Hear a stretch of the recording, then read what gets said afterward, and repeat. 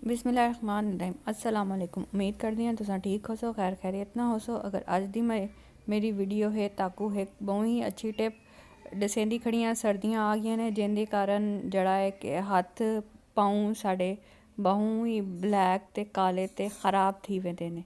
ठीक है, मेरे ही हत्थ पाँव बहु ख़राब थिए खड़े ने। ई गाल तो मैं आखे कि तुहाडे नाल इह टिप जड़ी है मैं तुहाडे नाल शेयर करां जड़ी बहु ही अच्छी है। तुसा इकू रात को सुमन लग्या अपने हत्थ पैर धोने ने ते ला के ते अपने पैरां ते उत्ते तुसा सोक्स पा घिननी है। ठीक है, ते अपने हत्थां उत्ते ही तुसा इकू ला घिनने बिया। अगर तुसा डे च ही कम्म करेंदे हो जिस वेले तुसा हत्थ धोवो या बर्तन शर्तन धोवो तो तुसा इकू इस्तेमाल करो, तुहाडे हत्थ बहुत ही नरम खूबसूरत थी सन। इवें इतना तुसी मिकदार च लगावने जितना मैं ताकू वीडियो च दसेंदी खड़ी हाँ।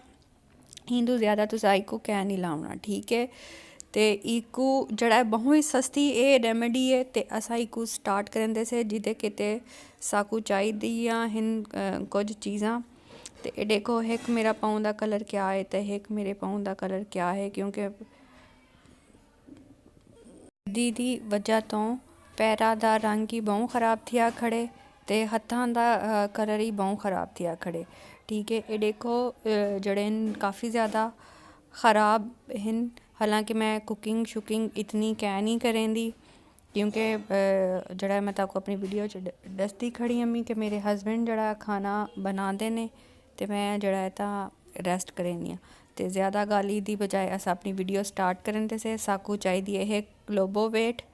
ठीक है, एक ट्यूब 20 ग्राम क्लोबोवेट दी होवे। ठीक है, बिया उंदे नाल 3 अंडे वाले वाइटनिंग दे कैप्सूल। इंदे अलावा तुसी कोई कैप्सूल कै नहीं सटे ने, सिर्फ ये 3 अंडे वाले कैप्सूल एक पूरी ट्यूब तुसा सटने। ठीक है, 20 ग्राम। अगर तुसा 2 ट्यूबा सटे सो तो वल तुसा 6 इंदे च अंडे वाले कैप्सूल तुसा सटने। ठीक है, एक क्लोबोवेट या ऑरेंज कलर वाली तुसा गिननी है। ठीक है, तो एक जार तुसा गिनने जड़ा उंदा ढक्कन बंद होवे, खुले ढक्कन वाला ना होवे जड़ा तुसा उको बंद कर के रख गिनो, अपना स्टोर कर गिनो। ठीक है, ये असा हुण ये पूरी ट्यूब अपने जार च सटेसूं सट के जड़ा है ये 3 अंडे वाले कैप्सूल ही असा इंदे च सटेसूं। ठीक है,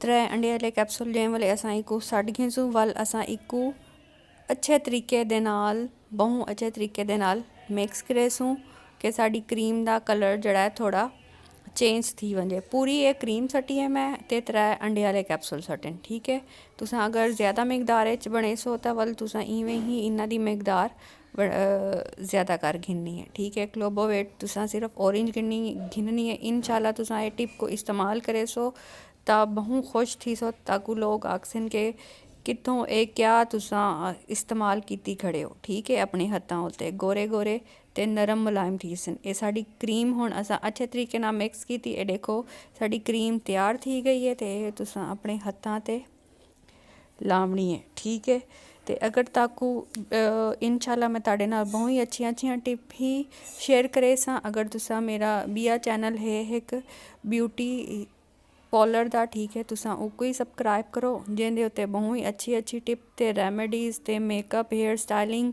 मैं सारा कुछ उंदे उत्ते जड़ा है ता सिखेनी आ, क्योंकि मेरा पार्लर ही है। ते अज मैं ताकू आखे कि सोचा कि अपने वीवर्स के नाल ये टिप ज़रूर शेयर करा ताकि उन्होंने को फ़ायदा होए। अगर मेरी वीडियो ताकू अच्छी लगी है, मेरी वीडियो ताकू भांदी है तो तुसा मेरी वीडियो को लाइक शेयर सब्सक्राइब ज़रूर कराए ते अपने फ्रेंड्स एंड फैमिली के नाल ज़रूर तुसा शेयर कराए। ठीक है, ते जड़ा ये टिप तुसा इस्तेमाल करे सो ते ताकू हैरत अंगेज़ जड़ा है रिज़ल्ट मिलसी। ताड़े हत्थ जड़े ने बहुत अच्छे खूबसूरत नरम मुलायम थी सन ते तुसा मेरे को दवावां देसो कि ये असा ताकू जड़ा है बहुत अच्छा नुस्खा दसे। ठीक है, ते तुसा इको इस्तेमाल करना है। इंदा कोई वो कह नहीं, तुसा छोटे बालों का तो खैर कह नहीं उन्होंने को तुसा बेबी लोशन लाओ, लेकिन जड़े हैं 15-12 साल दी उम्र च तुसा लगा सकते हो। बजुर्ग ही इन्हों को लगा सकते हैं क्योंकि जड़े देहातां कम्म करेंदे बाब लेंदे वल उन्हां दे हत्थ काले थी वेंदे ने, खराब थींदे ने, कुड़दरे थींदे ने, कपड़े जेह्ड़े धोंदे ने खराब। ते तुसां इकू इस्तेमाल करके अपने हत्थां उत्ते ला के ते अपने हत्थ ही तुसां गोरे कड्ड सकदे हो ताकू इंदा बहुत अच्छा रिजल्ट मिली सी। इतनी मकदार तुसां एह् क्रीम लगावनी, इतनी ज़्यादा तुसां कैं नहीं लावनी, ठीक है। सिर्फ ते सिर्फ तुहाडा खर्चा इंदे उत्ते असी 150 रुपीज़ मिलदे हाँ। ताकू अगली वीडियो ते हूं वाले तक अल्लाह हाफिज़।